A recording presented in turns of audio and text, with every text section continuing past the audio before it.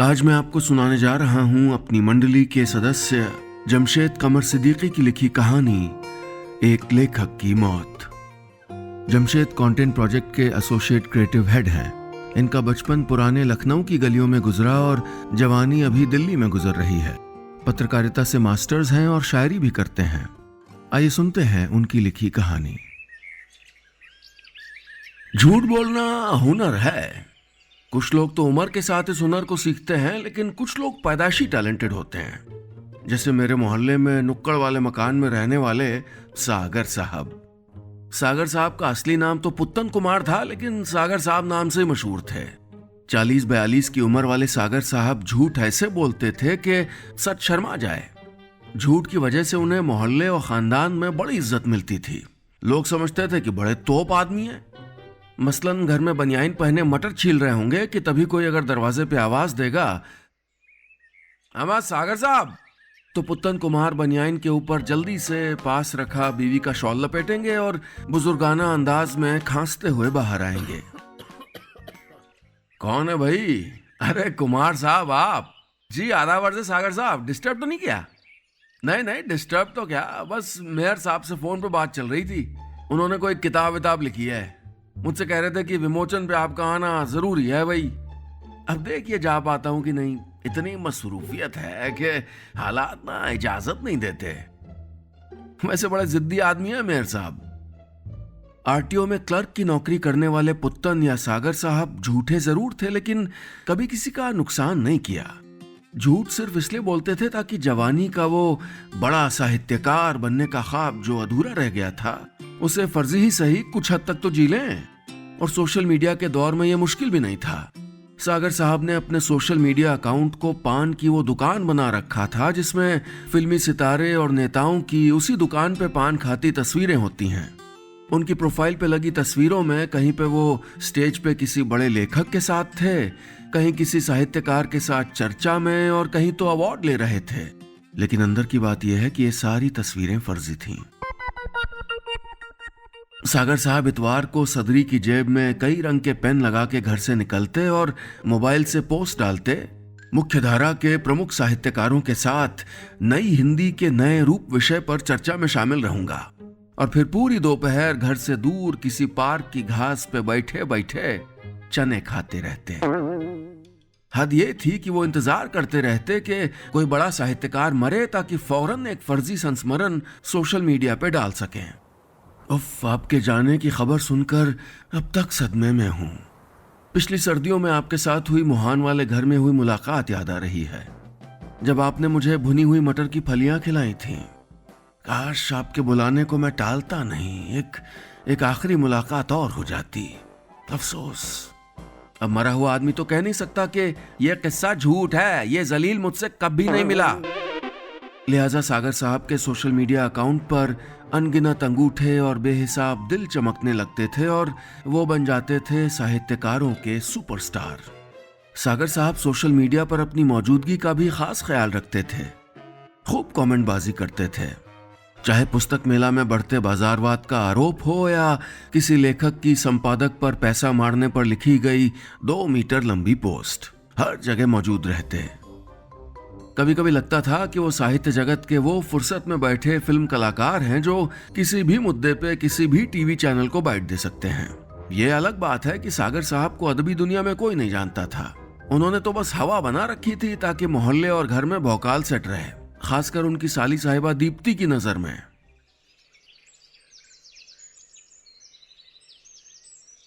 दीप्ति के लिए उसके जीजू यानी पुत्तन कुमार और सागर साहब हीरो से कम नहीं थे। वो कहती भी थी, दीदी जीजू जब साइड से मांग निकालते हैं ना तो बिल्कुल दीपक पराशर लगते हैं ना।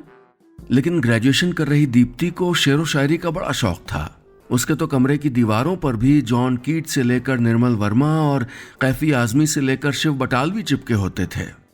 सोशल मीडिया पर सागर जब भी किसी की कविता थोड़ा बहुत बदल के अपने नाम से चेपते तो पहला लाल दिल Deepti reacted to your post के साथ ही उछलता था। अरे लैपटॉप में ही घुस जाओगे क्या? और ये आवाज थी उनकी पत्नी जी की। इस लैपटॉप से ना रोटी डाउनलोड कर लो, सुबह से गला फाड़ रहे हैं, आटा नहीं है घर में। अरे सुन रहे हो कि लैपटॉप पटक दें आके। अरे जा रहे हैं भाई, एक कविता अटकी थी दिमाग में, सुनोगी? वो कहते तो कपड़े धोने वाली थापी हाथ में लिए पत्नी जी गुस्से से बाहर आती। अच्छा देसी लाएं कि मिल्क का? नेकर पहनकर सामने वाली कुर्सी पर दोनों पैर रख के बैठे सागर उठते और थैला लेके निकल जाते। दुनिया चाहे सागर साहब को फन्ने खां समझती हो, लेकिन पत्नी की नजर में वो पुत्तन कुमार ही थे और बाथरूम में रखी कपड़े पीटने वाली थापी से कई बार उनकी आरती उतारी जा चुकी थी। लेकिन हाँ, दीप्ति उन्हें बड़ा मानती थी। जब भी घर आती बस जीजू जीजू ही करती रहती। अच्छा जीजू, आप वो बनारसी दास झांझर को जानते हैं? खाने की मेज पर वो पूछती। अरे जो बंगाली कहानी लिखते हैं। सागर साहब निवाला गटकते हुए एक्टिंग करते। ओ दास साहब, अरे बिल्कुल पुराने दोस्त हैं हमारे, आ रहे हैं अप्रैल में, मिलवा दूंगा। Thank you. अच्छा जीजू, उनको भी जानते हैं क्या? वो हसन एहतिशाम, लघु कहानी वाले। हसन एहतिशाम। वो सर ऊपर करके याद करने की एक्टिंग करते हुए ठुड्डी खुजलाते, फिर कंफर्म करने के लिए पूछते, जिंदा हैं? वो कहती, नहीं, 2-2.5 साल पहले इंतकाल हो गया। बस इतना सुनते ही सागर साहब बेफिक्र हो जाते। अरे अपने हसन की बात कर रही हो? सागर साहब चौड़िया आके कहते। हसन तो मेरे साथ ग्रेजुएशन में था, बादशाह नगर से अधिनायक नाम का अखबार निकालता था उन दिनों। अरे पीछे पड़ा रहता था कि कुछ लिख दीजिए लिख दीजिए। चटनी उठाना। बेचारा जल्दी चला गया। सागर साहब का तरीका गजब था। बस पता चल जाए कि कोई बड़ा लेखक जिंदा नहीं है, फौरन उससे हुई मुलाकात के किस्से गढ़ लेते थे और सोशल मीडिया पे भी ठेल देते थे। ऐसा ही मौका उस शाम आया जब सागर साहब दफ्तर से लौटकर सोशल मीडिया पर लौट रहे थे। 2 लेखिकाएं एक दूसरे पर कविता चोरी के इल्जाम में गाली गलौज कर रही थीं और ये कमेंट पे कमेंट करके चौधरी बने जा रहे थे। इसी बीच न्यूज फीड पर नजर गई तो चौंक गए। किसी ने हाथ जोड़े आइकन के साथ पोस्ट डाली थी, प्रसिद्ध साहित्यकार चांद नाथ सिंह नहीं रहे, विनम्र श्रद्धांजलि।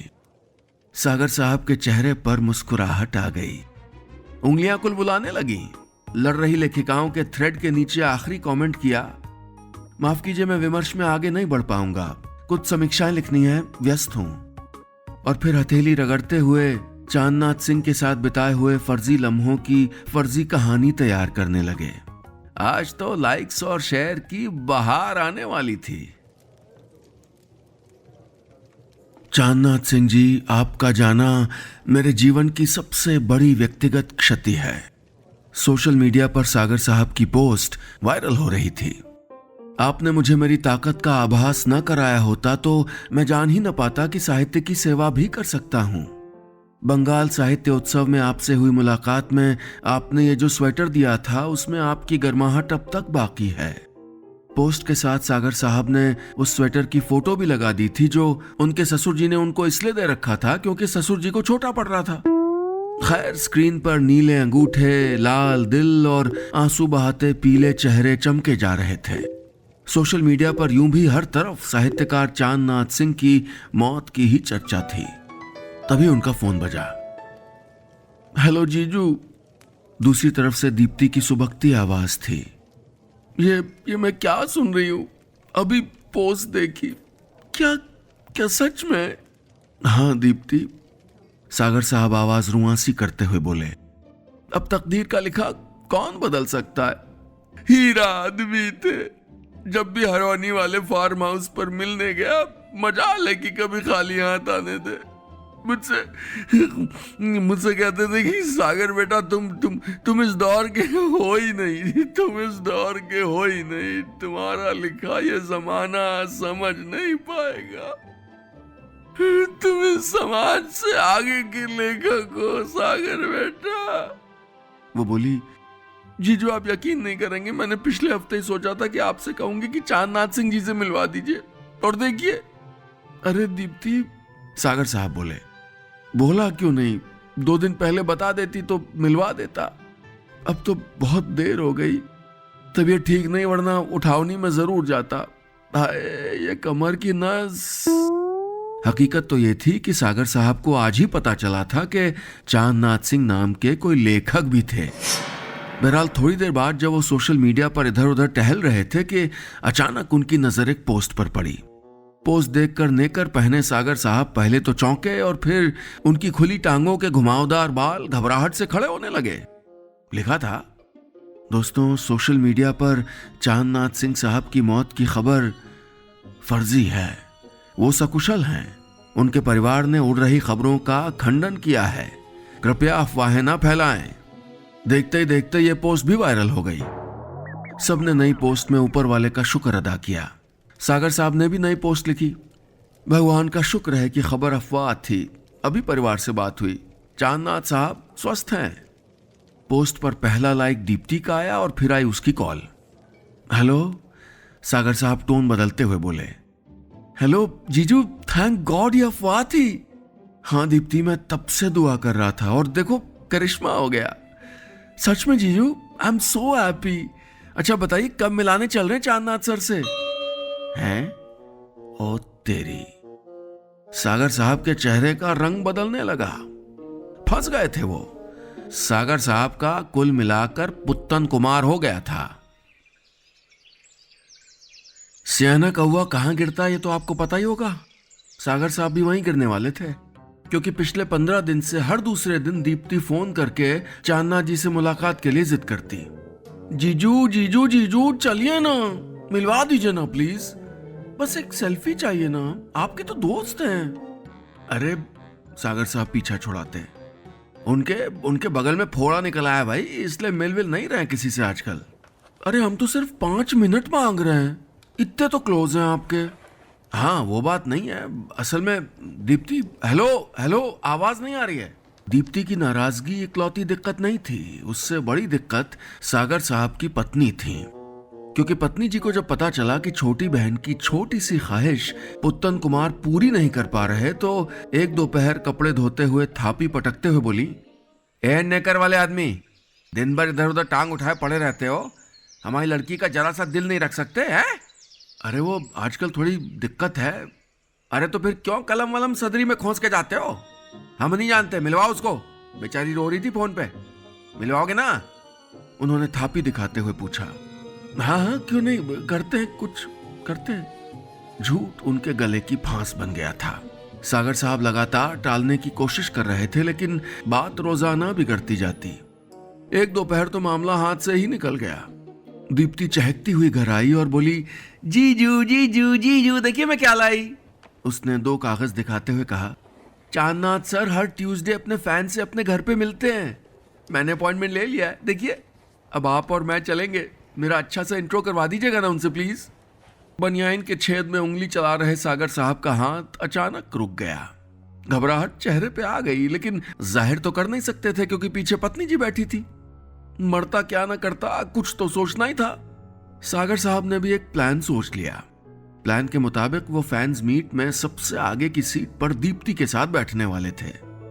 सिंह साहब चाहे जैसा बर्ताव करें, लेकिन उनको ऐसे बर्ताव करना था जैसे कोई बड़ी पुरानी जान पहचान हो। मसलन उनकी बात पर हंसते हुए कहना था, आप बिल्कुल नहीं बदले चांदनाथ साहब। अब भीड़ में वो ये थोड़ी पूछेंगे कि आप कौन। इसके अलावा ये भी सोचा था कि दीप्ति के सामने घर के किसी नौकर से यूं ही पूछेंगे, और भैया पानी तो नहीं फंस रहा किचन के सिंक में? ये घरों की आम दिक्कत है, कभी ना कभी तो पानी सिंक में फंसा ही होगा। नौकर हाँ ना कुछ तो कह ही देगा। फिर दीप्ति को बताएंगे, अरे पिछली बार दावत पे आया था ना तो पूरी रसोई पानी पानी थी, बड़ी मुश्किल से सिंक क्लियर करवाया था। इस तरह की चालाकियां जहन में लिए सागर साहब एक सुबह साली साहिबा के साथ साहित्यकार चांदनाथ सिंह साहब के घर चले जा रहे थे। चेहरे पर कॉन्फिडेंस था, लेकिन दिल में शंकाएं, और बाईं आंख फड़क फड़क के कह रही थी कि कुछ तो गड़बड़ होने वाला है।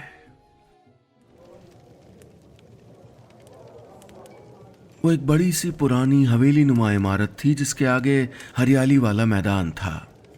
बाहरी दीवारों पर बड़ी बड़ी खिड़कियां थीं। मुख्य दरवाजे से एक लंबी सी गैलरी अंदर जाती थी जिसके दोनों तरफ रंग बिरंगी तस्वीरें लगी थीं। गैलरी एक लॉबी में खत्म होती थी जहां बेंत की कुर्सियों पर मिलने आए प्रशंसकों के बैठने का इंतजाम था। सबसे आगे एक रिवॉल्विंग कुर्सी खाली थी जिस पर चांदनाथ साहब को बैठना था। ये पेंटिंग देख रही हो?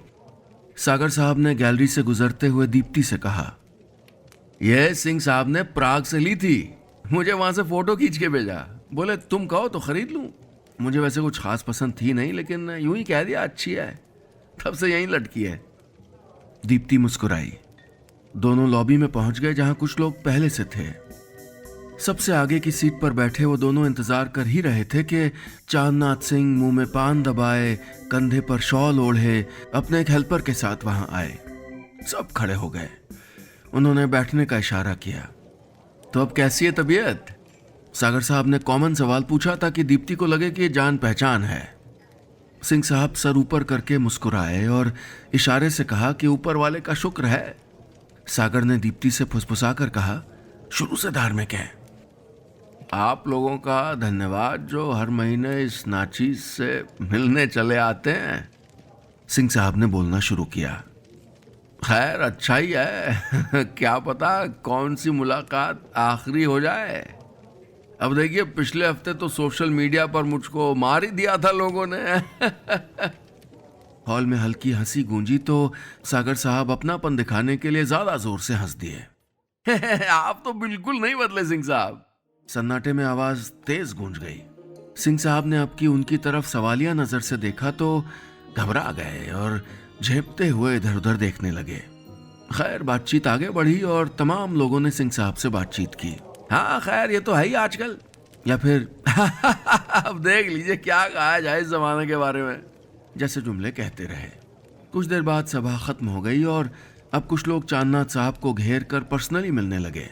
कोई ऑटोग्राफ ले रहा था, कोई सेल्फी। चलिए जीजू अब मिलते हैं ना, चलिए, दीप्ति ने धक्का देते हुए कहा तो ये सिटपिटा गए। बोले अरे देखो कितनी भीड़ है, चेहरे पे हवाइयां उड़ने लगी। अच्छा धक्का मत दो ना, चल रहे हैं, वॉशरूम तो आए। सागर साहब वहां से भागे और लॉबी से सीधे बाहर निकल गए। फिर एक खिड़की से अंदर झांका और देखा कि दीप्ति चांदनाथ साहब के सामने खड़ी बातें कर रही है। उसके हाव भाव से लग रहा था कि कभी बगल वाले फोड़े का जिक्र कर रही है तो कभी गैलरी में लगी प्राग वाली तस्वीर का, और इधर उधर देखते हुए शायद ये भी कह रही है आपके पुराने दोस्त सागर बड़ी तारीफ करते हैं आपकी। और इस सब के बीच चांदनाथ सिंह साहब के पान चबाते चेहरे पर अजीब से भाव भर रहे थे, जैसे कह रहे हो कि प्राग वाली तस्वीर, फोड़ा, और ये सागर कौन है कमबख्त मारा। सागर साहब खिड़की की आड़ से छुपकर अंदर देख रहे थे। दीप्ति के हाव भाव से लगा वो कह रही है मैं जीजू को ढूंढ के आती हूँ, और सिंह साहब के चेहरे पर वो भाव था जैसे पान चबाते चबाते कुछ याद करने की कोशिश कर रहे हो लेकिन याद ना आ रहा हो। अब कोई रास्ता नहीं था, भाग सकते नहीं थे।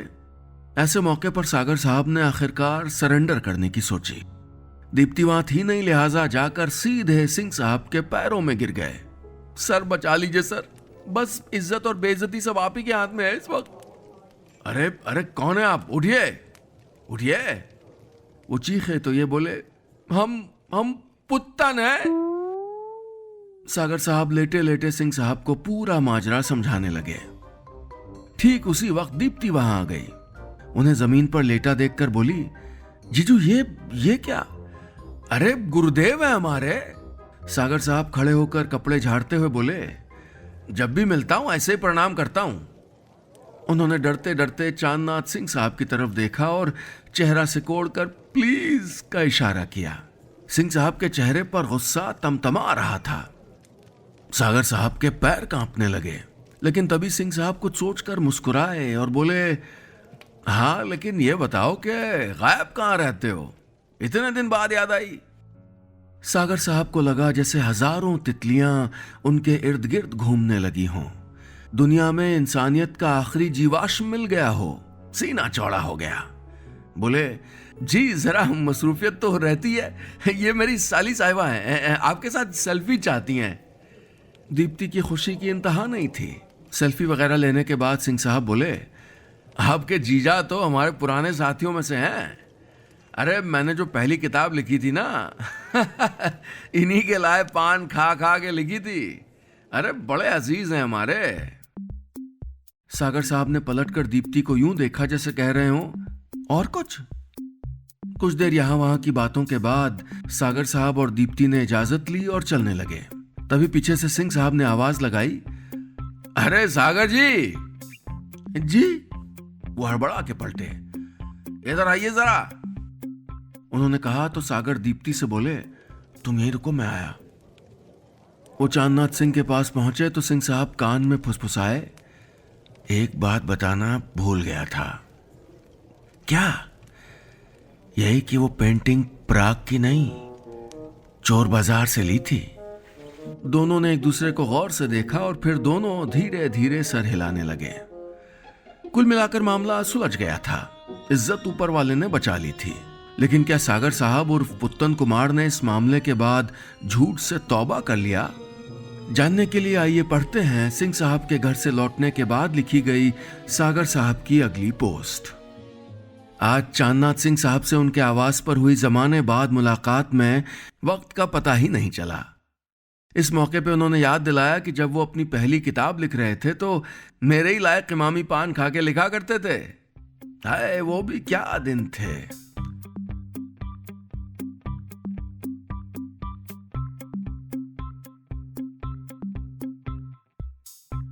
बस इतनी सी थी ये कहानी।